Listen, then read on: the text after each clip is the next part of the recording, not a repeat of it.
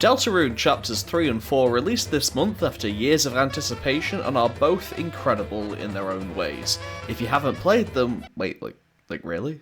You haven't? Dang, okay, each to their own.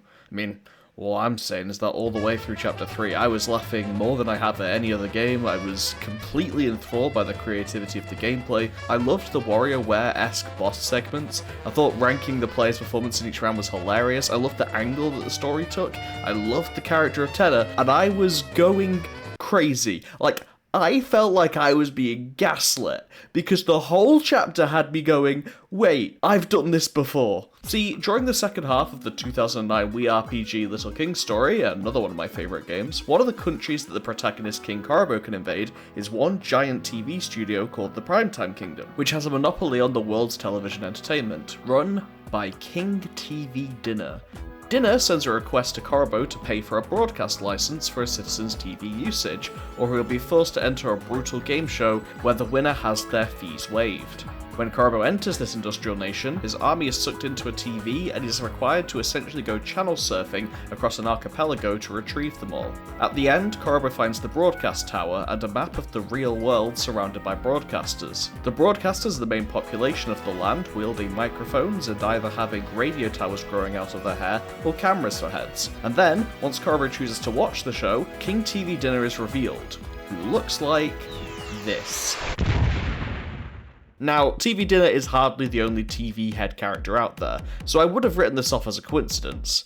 Except that Toby Fox, the director of Deltarune, is friends with the director of Little King Story, Yoshiro Kimura.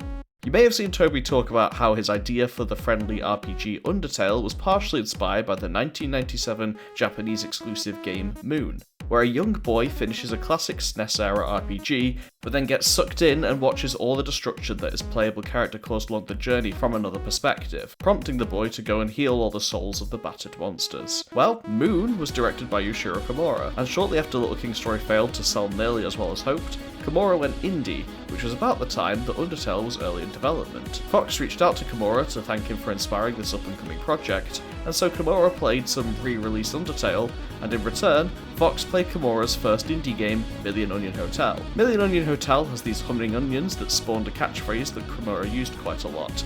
Hum hum. And if you call Papyrus a couple times in Onion Sun's room in Undertale, he says this exact catchphrase. You know how Undertale was also inspired by Toho? Kimura knows its creator Zune as well, and actually arranged an interview where he introduced Fox to Zune. And as a quick side note, Zune himself appears as a boss fight in one of Kimura's games, Dandy Dungeon, as well as Final Fantasy VII composer Nobuo Uematsu. After seeing Undertale's success, Kimura was feeling a bit down that he'd essentially given up on making quirky RPGs, but Toby Fox convinced him during a meal together to get back into it. And thanks to the fantastic Mr. Fox, Kimura has now released his final RPG, Stray Children, which is soon to see an English release this year.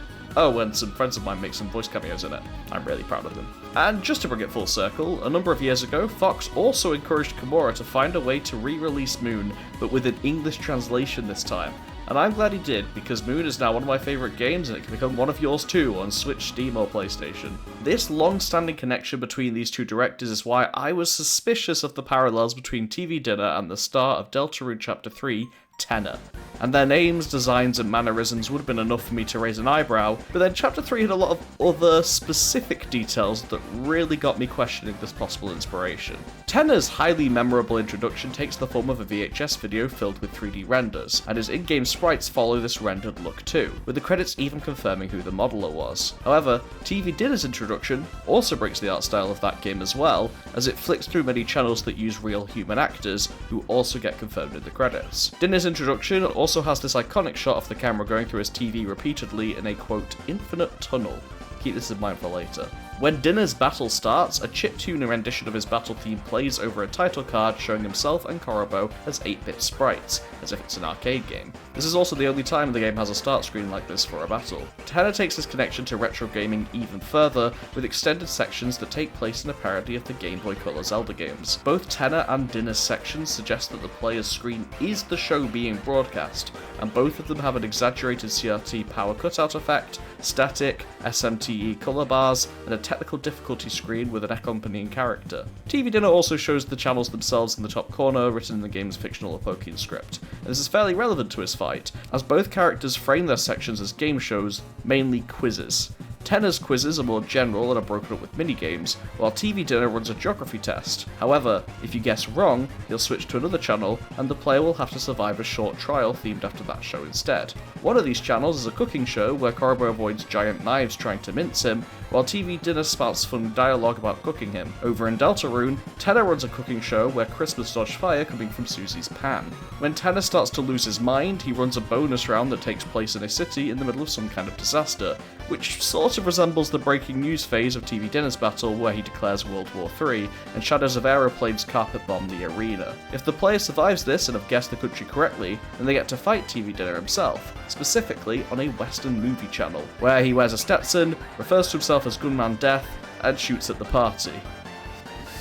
This is what started to really make me lose my mind a little. Now, granted, this could be a case of extreme parallel thinking. Tenna and Dinnah could both just be taking from the common TV head trope, and in both cases happen to come up with the same ideas for which television-based iconography they wanted to draw from. Like, I know TV Dinnah is called TV Dinnah, and Deltarune has this item called TV Dinnah, but they're both just referencing TV Dinnah, so TV Dinnah probably isn't connected to TV Dinnah, you feel me? So, is there anything more specific to Little King's story that could make this connection more concrete? Well, towards the end of the chapter, there are these walls of TVs that all seem to reference other parts of the chapter. All except for two. The first of these shows Tenna's mouth wearing lipstick, which resembles an important broadcast by TV Dinnah, where he shows the lower half of a woman's face. The other one that doesn't fit shows this infinitely zooming CRT, which could just be random imagery, but if you recall, that was how Dinnah's intro starts too.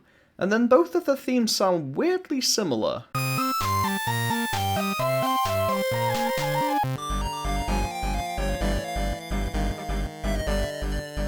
Like, we're so close here, but there's still just enough plausible deniability. It's not like the credits have confirmation either. Toby Fox rather helpfully often gives special thanks to other characters that have inspired his own in the credits. In Undertale's case, he confirms that Metaton takes a lot of inspiration from Bob Sparker from the web series Tales of Electricopolis, who, let's be honest, also probably inspired Tenna. Man's got a nose on him. Will we ever find out whether Deltarune's mirroring of Little King's story was intentional? I didn't think we could say for sure. But then another detail was brought to my attention. If the player performs abnormally well in either round of Tenna's show, then they get a special rating, T rank. Doing this allows them access to a secret room showing Tenna T-posing, which has some text that varies slightly depending on which round you went into this room in. If you get this T rank on the first round, the text says this. Have you ever seen such a pose? This victory pose is also rumoured to be Tenna's default, only made when he is comfortable healthy. That it's his default indicates he's always winning, the little king of his story, a true sparker. As well as seemingly confirming that Tenna's inspiration also came from WarioWare and Tales of Electricopolis, this room finally put me at ease after this emotional rollercoaster, knowing that Deltarune Chapter 3's Mr. Ant Tenna really was one big reference to Little King's story. And honestly, I'm super glad. The Primetime Kingdom is one of the most popular parts of LKS, so it's magical to see the concept taken to the next level and given a fresh take by another developer 16 years later. Heck, I'd go as far to say that I think Tenna did an even better job. Thanks, Toby. Anyway, Deltarune slaps, Little King's story slaps, Moon slaps, go play 'em, peace.